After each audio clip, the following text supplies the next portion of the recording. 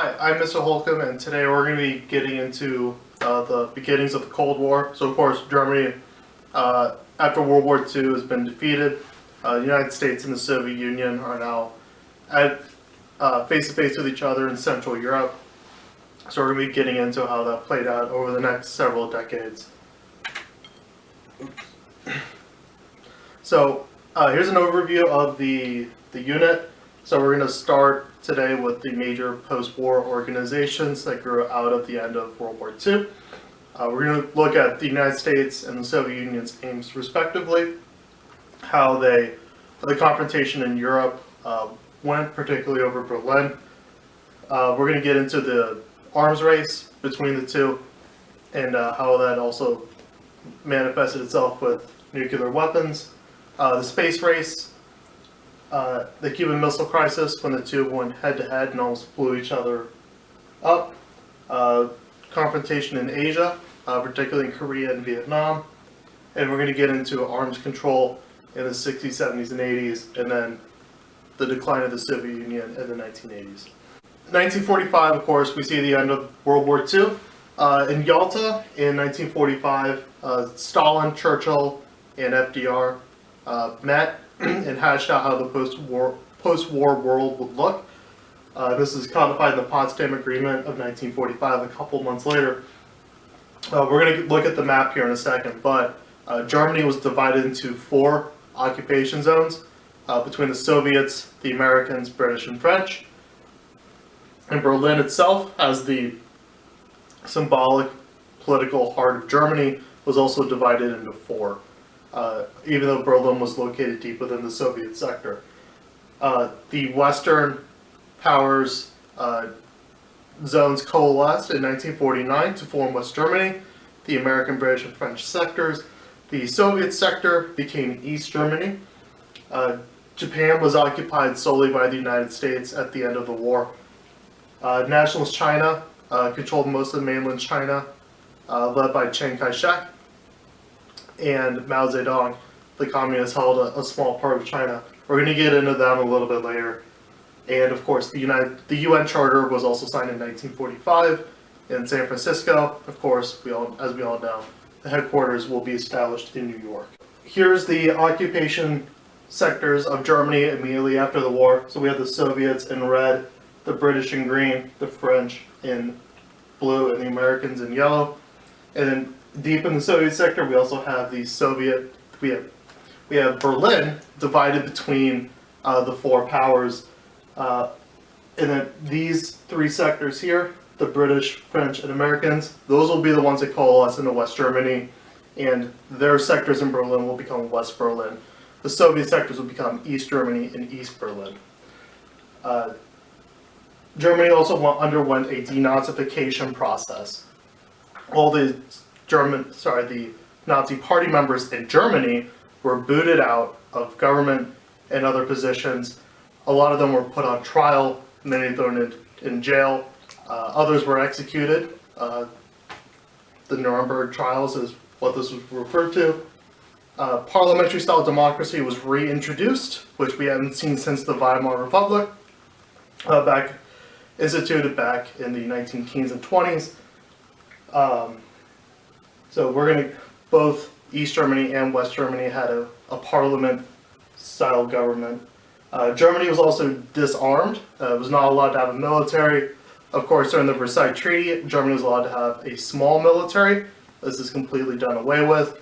There were proposals to turn Germany into a completely agricultural state with no industry whatsoever. But this was actually, once the consequences of this policy were seen, that was actually cut. By 1947. Territorial changes. So Poland was picked up by the Soviets, moved a couple hundred miles west and plopped down. A lot of their eastern territories here were given to Poland. East Prussia was given directly to Russia itself, where it remains to this day. The joint government between the 4 occupying powers, the Allied Control Commission, fell apart by 1947.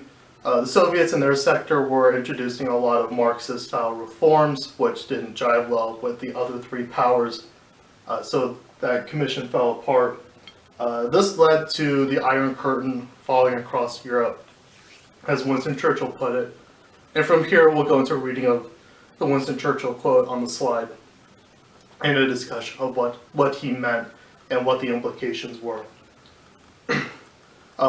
West Germany had its sovereignty restored to it in 1949, and then it was allowed to rearm in 1955, where it joined NATO. So, NATO, the North Atlantic Treaty Organization, was created by the North Atlantic Treaty in 1949 to forestall a Soviet invasion of Western Europe. We can see this codified in Article 5, which essentially says attack one, attack all. This carried forward the political and military command structure that existed in World War II, with a lot of cooperation between the Allied powers. This was just made a permanent institution. And the member states are the ones you can see in blue. The UK, Norway, France, West Germany, Belgium, the Netherlands, Luxembourg, Italy, later Greece, Turkey, Spain were added as well, and Portugal. And off the map, the United States and Canada were also members. In response to NATO, we had the Warsaw Pact created in 1955. Stalin died in 1952. This was not his brainchild. This was the idea of his successor, Nikita Khrushchev. The Soviet Union had bilateral treaties of all these member nations that essentially did the same thing, so Stalin thought it was just redundant. Khrushchev implemented the Warsaw Pact, created by the Treaty of Friendship, Cooperation, and Mutual Assistance. This essentially did the same thing, provided a common command structure, military structure for Eastern European countries, not Western. And its member states were the Soviet Union, Poland, Czechoslovakia, East Germany, Romania, Albania, and Bulgaria. Conspicuously missing from this list is Yugoslavia, which is a communist country, but not Soviet. They ended up doing their own thing. We'll get into Yugoslavia a bit later during the non-aligned movement. Next, we have the European Coal and Steel Community. This was created by yet another Treaty of Paris in 1951. Member states, Belgium, France, Luxembourg, Netherlands, and West Germany, and Italy. What this did was it removed two essential components for war production from national control. So, if you're, say, Germany, and you were thinking about coming back for World War III, but you can't directly control the coal to fire your factories and the steel to make your tanks and your airplanes and your guns, you're a lot less likely to attempt to take over the world again. This provided a common market for the purchasing of coal and steel between all these member states, and this was the first supranational organization in Europe of this kind. Like I said, the materials necessary for war are removed from national control, from where a government can just say, make steel for tanks. They now have one vote at the table of 6.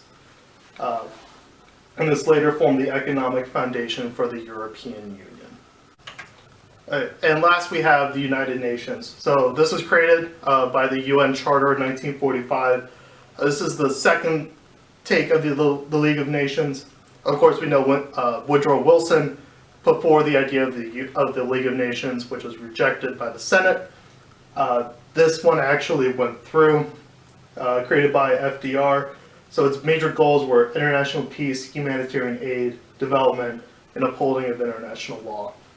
And like the League of Nations, it was like a permanent sitting body of member states able to discuss issues in a permanent forum. The major one for our purposes here is the UN Security Council, which promotes peace and security and is the only body in the UN that can create a binding resolution. Everything else is non-binding that the UN creates. So it has 15 members, 10 of which rotate. There are 5 permanent members: United States, UK, France, Soviet Union, later Russia, and the Republic of China, Remember, this is nationalist China led by Chiang Kai-shek, not Mao's communist China. That will change in the 1970s, but for now it's the Republic of China. And if you remember, these are all the victors of World War II. Alright, so now we're going to move on into our activity. So, break down into groups of 3 and 4. Everyone's going to get a different organization: NATO, Warsaw Pact, UN, and coal and steel community. Everyone needs to create a logo and a slogan for your organization.